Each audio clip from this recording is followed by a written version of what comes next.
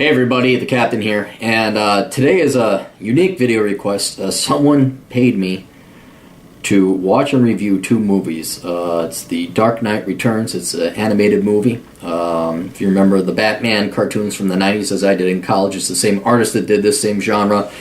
But it is basically two movies back to back where Batman comes out of retirement. And it has some very many and deep, important, self-reflecting philosophical issues. And the person that wanted me to do the review on this, he says, "Hey, do you want?" I'm like, "Okay, it's like 4 hours long. I bill out on $100 an hour." And I said, "Well, okay, I'll cut you a deal. I'll do a review." He wanted me to do a review. But it takes time to do that. So, like I said, you want to pay me to watch cartoons and do a review? I'll do that.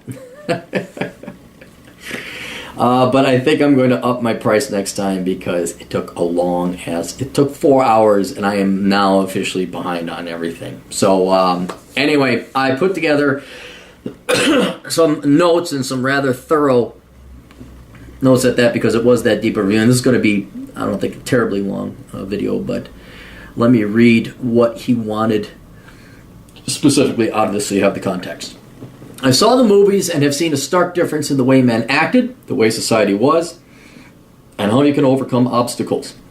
There are many young boys and some young men with no guidance, but they see a movie like this and can be inspired and not know why. I want you to make a video saying what stuck out for you in the two movies and what young men could learn about responsibility, bravery, mastery, or whatever else you can that personally stuck with you." So I did take some notes here. So one, I'm going to ignore all the theatrical filmography type stuff that was like, I found weird or just kind of had a disagreement with. Like the Gotham Police Department are the worst shots ever in the history of any marksman. You can't even call him marksman, or Ronald Reagan looking like a zombie. But in any case, I'm going to focus more on the philosophical themes. And there's, what do I got? 1, 2, 3, 4, 5. 5 main running themes are going through this two movies. And then the ramifications or the morals or the lessons that individuals, men, but everyone can pull from it. The first one is agency and purpose. This is a very important and an overriding theme with pretty much all the main characters of the movie, but particularly Batman. It opens up where Bruce Wayne, he's retired. Now, Batman's been gone 10 years, and then it's a car race, a Formula One car race. And it's Bruce Wayne, kind of middle-aged dude, racing cars. And he's pushing the envelope, he's redlining the car, and it's as if the guy has a death wish. And sure enough, he pushes the car too much, he almost gets in an accident, he ejects at the last moment, and he's unfazed by it because he really doesn't care. And unlike the Bats that we used to know, Bruce Wayne drinks alcohol now. And he has a conversation with Commissioner Gordon at some hoity-toity skyscraper restaurant, and they're just talking. You could just tell Bruce Wayne has no life in him. He's even more somber and dark speaking. And the playboy Bruce Wayne with all the girls, he's nowhere to be seen in this movie. He's just got empty eyes. So he is then befuddled, perplexed, beset upon by two things. One, constant reports of crime and injustice occurring in Gotham City, and then flashbacks to when his parents were killed. Inevitably, no matter how hard he tries, no matter how much he tries to inundate with his brain with alcohol, he cannot enjoy the decline. He just can't do retirement, which is a very common theme among a lot of men who go into retirement after a long, successful career, and they get depressed. There's a jump in suicide, and that's a very real phenomenon in the real world, not just cartoons. And so, what you could pull from this is that if you're a guy, if you have even the slightest bit of morality and desire to be a productive citizen, you cannot exist without agency or purpose. You can, but you will be an automaton. You will be a zombie. It'll be torture. And I have ran into this where, I really don't have a job. I have this. This is my job, and it's great. You think it's great, and no, you got to find something to do with your life. So you need purpose, you need agency. Every man does. Now, Bruce Wayne, obviously, the only thing he's known since he was a trust fund baby, and the only real productive thing he's ever done with his life is to be Batman. So he goes back to being Batman, starts cleaning up the town. A lot like The Incredibles. If you remember seeing The Incredibles, Mr. Incredible, he the only time he's happy is when he's fighting crime.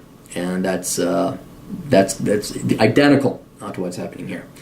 Now, an interesting thing, the second thing that occurs, it's not a large thing, but it does play a vital role, and that is an element of fatism, specifically your childhood.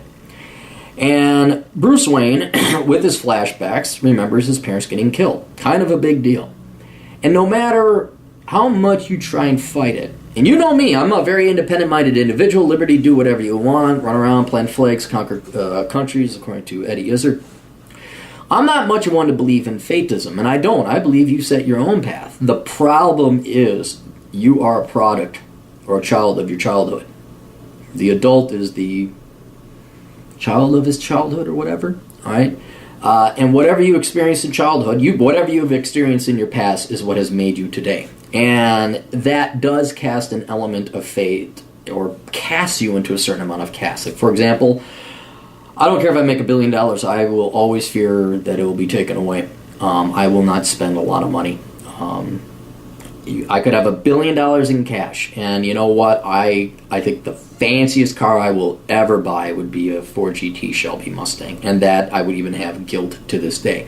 I can't change it. I tried to, like, hey, you can relax on it. No, can't change it. If you're brought up poor, you're going to wonder where that next meal is. I mean, you know these people, like, they're millionaires, but they get by on, like, Social Security, and they just hoard all their money, and they don't spend it, Great Depression type people.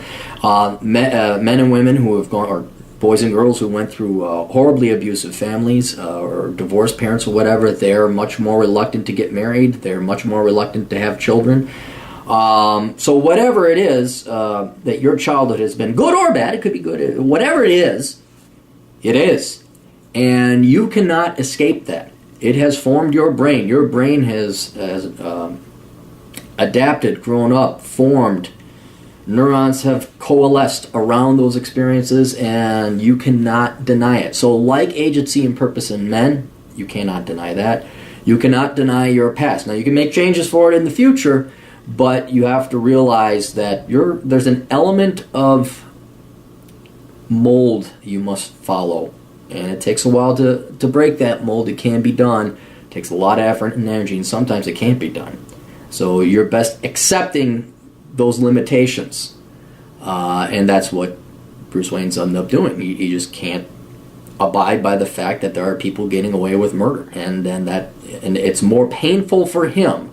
Dude gets fucked up. Dude gets more fucked up than John McClane and all the diehards combined. And that's less pain. He gets shot, he gets stabbed. By the way, when the fuck does he wear armor? Dude should just fucking wear body armor. But anyway, dude gets stabbed, shot, totally gets fucked up. That's less painful to Batman than sitting there doing nothing. Just racing cars or whatever fun shit he can do. Now, you take those two previous things, the element of childhood fate or whatever, and agency, and now you apply it to villains. This is the third thing. The third general overall theme. Bruce Wayne, Batman, good. Joker, and then the mutants, which is this gang that is in the movie, are bad. But it's still the same thing. They still have to operate by these same two principles. Whether you're good or bad, typically if you're a guy, you need agency and purpose. Now, the mutants present a very interesting thing that you see in the real world today, and that is men have energy. We make the world go around. We are the reason we have electricity. We are the reason that we have the standards of living that we do. We are also the most capable of destruction and war, and because we have that energy. And whether society, it's up to society. What kind of society, what kind of infrastructure, social institutions, legal institutions, educational institutions, are we going to set up to channel men's energies towards good or bad? It's going to go somewhere. It is. Men's energy will go somewhere. And if you do not have enough opportunity for good, productive uses, it will go to bad. And in this case, in the movie, it's the mutants, but in the real world, we see it here. ISIS, Al-Qaeda, young men that want to join some kind of crusade. Look at my video, Crusaderism. It's very important. Also very evil. You can see people going green, feminism, socialism, some political ideology. Religion in general, where it's like, Jesus will save you and you burn in hell the rest of you, that type of people, though that's not quite as damaging as blowing up people and flying planes into buildings. Or individuals who have ego complexes, like the Columbine shooters, Anders Breivik, who went up and shot up all those people on that island in Norway, and then Elliot Rodgers more recently. Whatever it is, men need some kind of outlet, and they need some kind of agency and purpose for this energy. If they can't get it through productive means and playing by the rules, they will go and destroy society, or at least, take up a crusade or a cause, so that they can feel like they've achieved something in their life. So it's a huge testament as to whether or not, Chicago, Detroit's a perfect example. Okay, well, have you channeled these kids into going to become engineers or doctors, or have you just, woe is you, you're discriminated against? All right, well, now we got drug deals and wannabe gangbang thugs or whatever else like that. So that is a thing like that. Now, what's really interesting, though, that's a group of people, the mutants. The Joker, that gets wicked. The Joker is obviously a genius. Obviously had some issues in his childhood, not to get all Stefan Molyneux on you. But again, the man is a genius. And what's interesting is how the Joker comes back. The Joker is in a coma. He's just drooling. He's not conscious. You know what brings him back? News reports of the Batman. Guy needs agency. A man needs a purpose. And even though it may be sick and twisted, Joker's purpose, his obsession, was the Batman. And so he starts to twitch every time Batman is mentioned on the TV. And he comes to consciousness. The psychologists and the therapists are all excited because he's back, he's awake, and all that. But now that Batman is back, Joker has to go and stop him or lure him into a trap, and it's good. But in any case, again, the individual or the group, you could say the Anders Breiviks, the Columbine kids, the Elliot Rodgers, the dude that shot up Aurora, those are the Jokers. They are going to do something, and if they're really psychotic, like the Joker is, they will go and do it. If they're just mind-numb robots and automatons and kind of your sheeple, they'll join a crusade or, go green or, follow Al Gore or join Al-Qaeda. All one and the same. All right. Now, where it gets very interesting is so far we have been only talking about the good and the evil, Batman and the Joker or the mutants or stuff like that. Well, these people do not interact in a vacuum. They interact within society. And this is the coliseum by which battle between these two occur. They're going to fight. They're going to, good and evil will seek each other out because that's what makes them exist. Good exists to stop evil. Evil exists to stop good. You could maybe say evil has a desire for power and control and true, genuine evil aims, but good just wants to stop evil. It has no aims beyond that. Regardless, the two need each other. I mean, they can exist evil can only exist unto itself. But good could exist unto its own, but it wouldn't really have anything to stop. So you could see why these two entities, these two psychologies, need each other. But the fact they are going to fight, but they have to fight within society. And here's where it's very interesting. Frank Miller, who wrote it, the man was brilliant. I think it was written in 1986.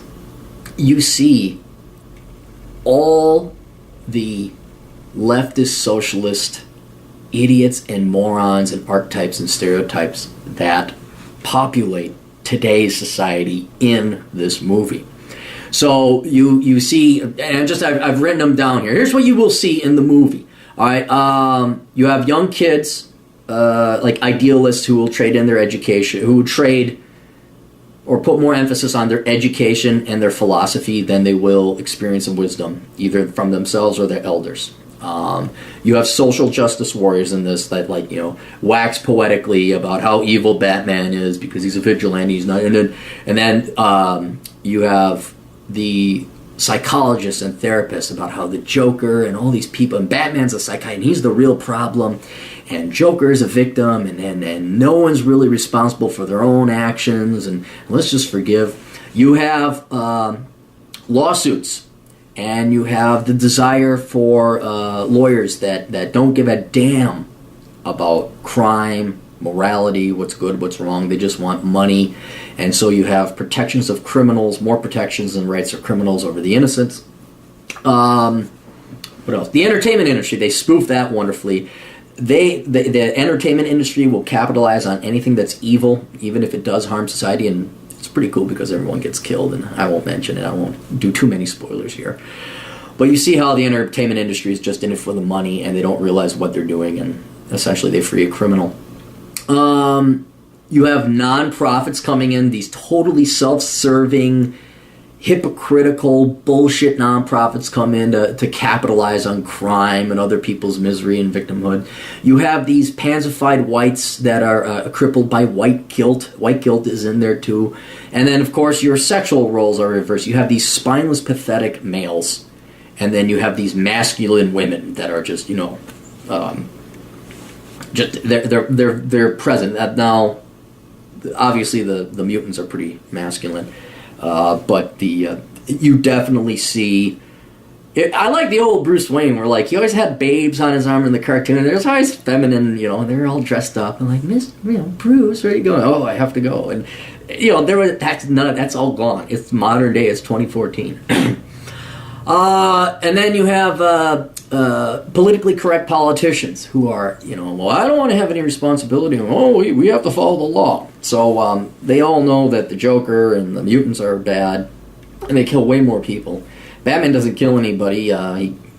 He beats up a fair amount of cops in this and to protect himself because they're shooting at him.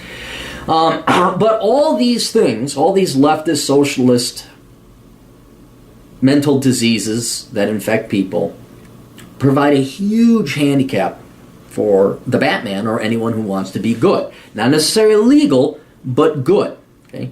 Now, the Joker and the leader of the mutants and other genuinely evil people use this handicap to their advantage. I mean, half the movie is the Bats getting shot at by the cops when he's trying to... So not only does he have to try and stop the Joker or the mutants, he's got to worry about, catching fire from the police, who are, once again, horrible shots. So, and it's akin to that today. You can't fight evil without becoming a criminal yourself, right? So if you're going to fight evil, if you're going to be good and you're going to fight evil, or dare to just stop it, or dare to prevent it, or want to eliminate it so that you can go and continue living on your own life, you by default almost become a criminal. You hear about, God almighty, in California, heaven help you if you shoot someone in your own house.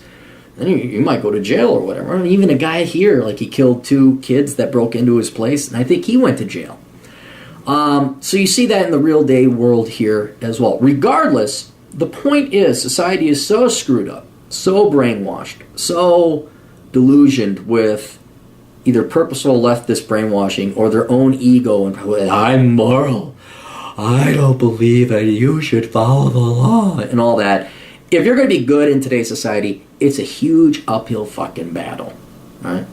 So you got to kind of, it's like someone pinches your girlfriend's ass. Truth, you pull out your gun and blast the fucker away, beat the fucking shit out of him. No, you can't do that. You got to learn to let go. Another guy, I read about this, Return of Kings. Sorry, this is annoying me. Return of Kings, he was black man, and some racist fuck came up to him and just started screaming, "You fucking nigger," being real fucking dickhead, 100% grade A, genuine racist asshole. I mean, and that black guy, young black man, had every right based on what that asshole said, beat the fucking shit out of him. What would have happened to him? Assault, right. See, and the whole point this article in Return of Kings, or maybe it was the discussion board, I can't remember, was that the dude just shook his head and you gotta know not to do it. Girl hits you, don't hit her back. Remember the one time the girl here hit me because I told her I didn't want to sleep with her anymore. I just let her leave, called the cops up, said I was assaulted, I want the fucking record, you can't be manly and then do it like John Wayne or Clint Eastwood. So that's the handicap that good people face today in the face of genuine evil. Evil has that legal advantage that if you dare try to stop them physically or put an end to them, you're now a criminal. So, and the Joker knows that, and the Joker in the thing sets that ultimate trap, and that's where the true evil and cowardice of a lot of these places are. You could see it again in the real world. Those assholes in Mogadishu who grabbed women and children and would use them as shields and shoot from underneath their legs. When we go, you got the people over in Gaza, although Saddam Hussein, I guess this is a tactic in the Middle East, they'll put ammunitions next to hospitals and schools and stuff like that. I mean, some people were having their kids themselves, like hanging them out of wire. I mean, it's horrible. It's just horrible. And that's where it's like, wow, what fucking evil, man. So that's what you get to face with that. And then finally, the final main theme is one of ultimate authority. Bruce Wayne, the Bats, he's causing too much of a kerfuffle. The cops can't stop him. He's a loose cannon vigilante, and society wants an end put to him. So much so that they got to get the president, who was Ronald Reagan at this time, to stop Batman. Well, how do you stop Batman? Well, you can send in the military or whatever else. We don't even know who Batman is. No one knows it's Bruce Wayne. Well, they bring in someone from now someone's going to yell at me. I don't know if it's DC or Marvel. Don't yell at me. They bring in Superman. So Superman comes in.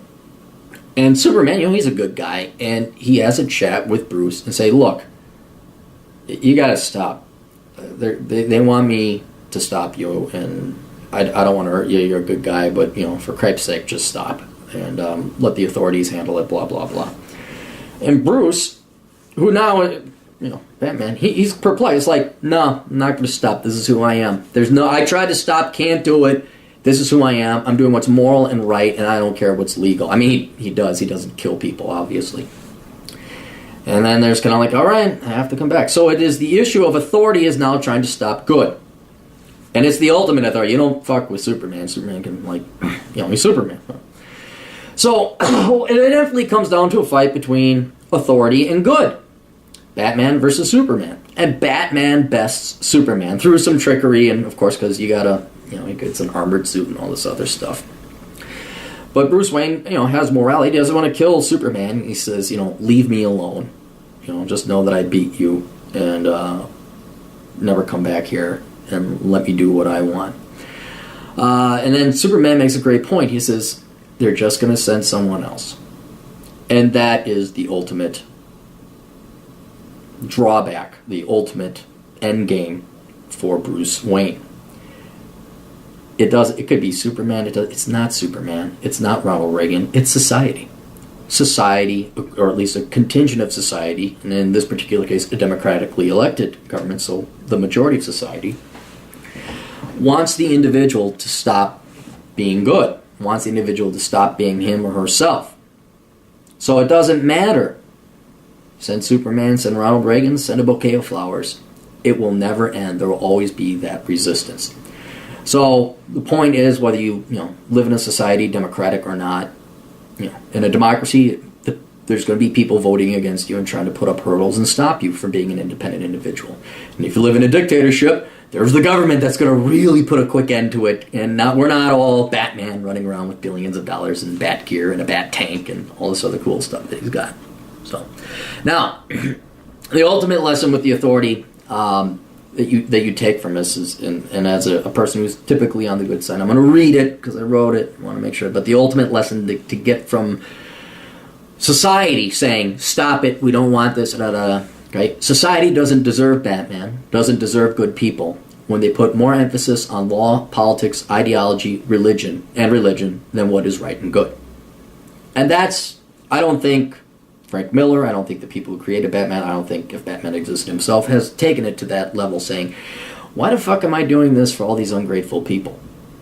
Right? And that's where, an issue of your childhood and your fate. Like, I've given up. I can actually enjoy the decline in this regard. I don't care. I enjoy seeing bad things happen now.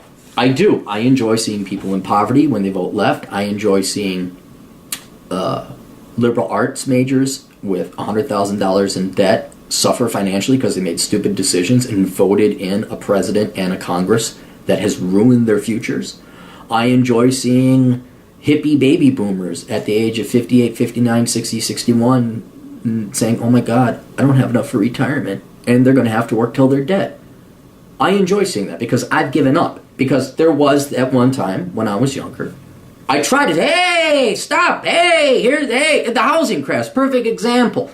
All right, I enjoy seeing banks fire entire tranches of management and employees who got in my, and here's the reason I love it, is because when I tried to stop that, when I tried to do something good, all I got was yelled at, lectured at, berated, threatened with being terminated or fired, called a racist, called a bigot, called whatever, you know it. Whoever points out the emperor has no clothes, unless you're a kid, you're an evil society backlashes.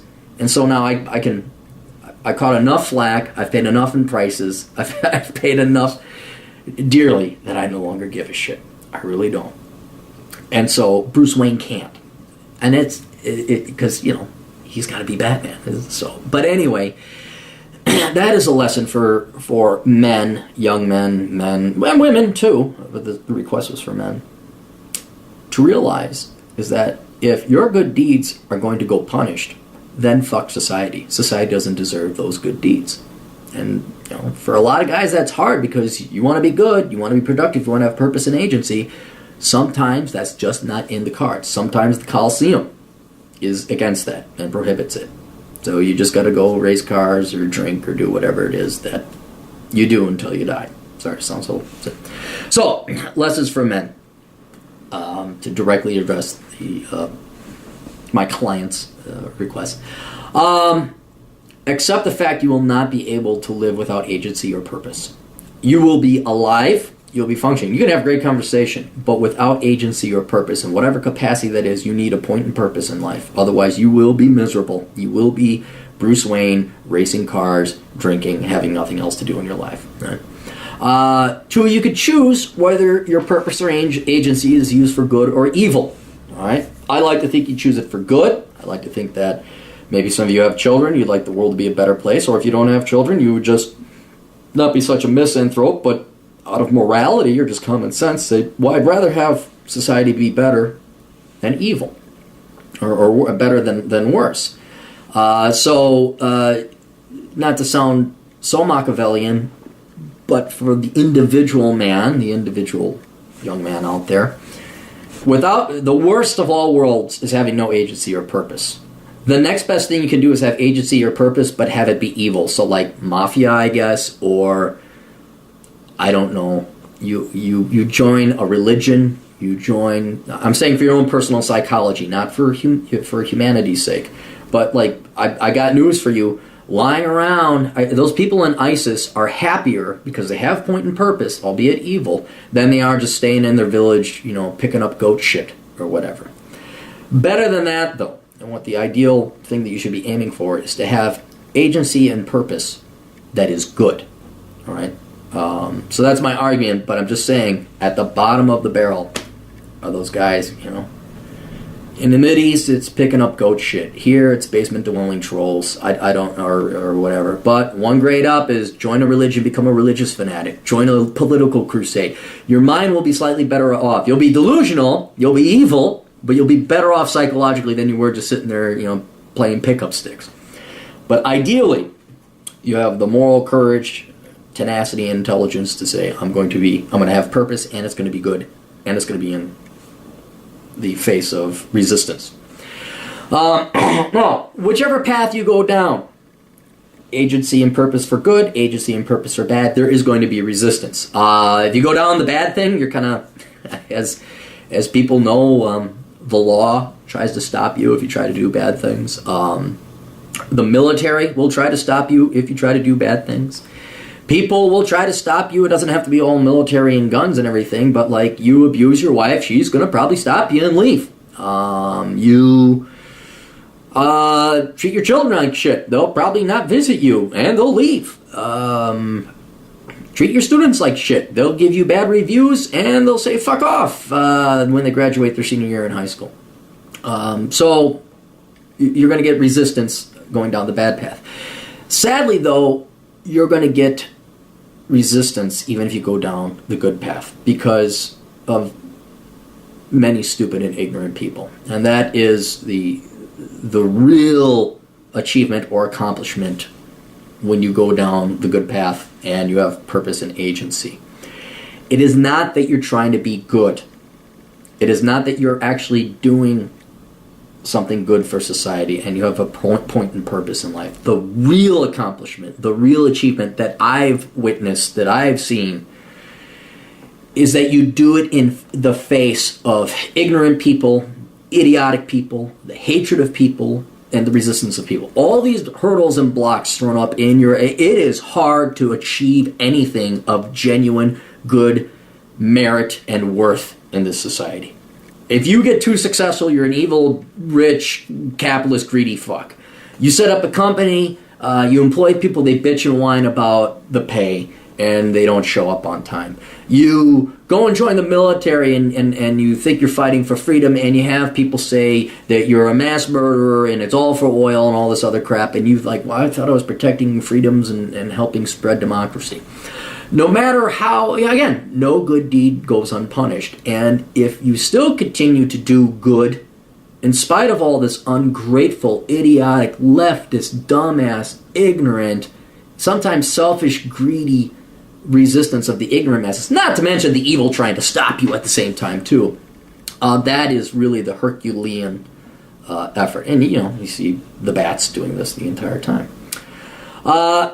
So ultimately, the final lesson of this whole thing is, who do you want to be? Do you want to be the Batman?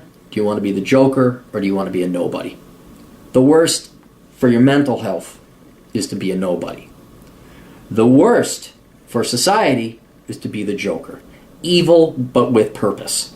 And just, dude, fucks up shit, man. You're like, oh, fuck. They actually made the Joker really bad. Not as comical as back in the 90s cartoon. This guy is a fucking sick fuck. It is awesome. I mean, like, he's real evil.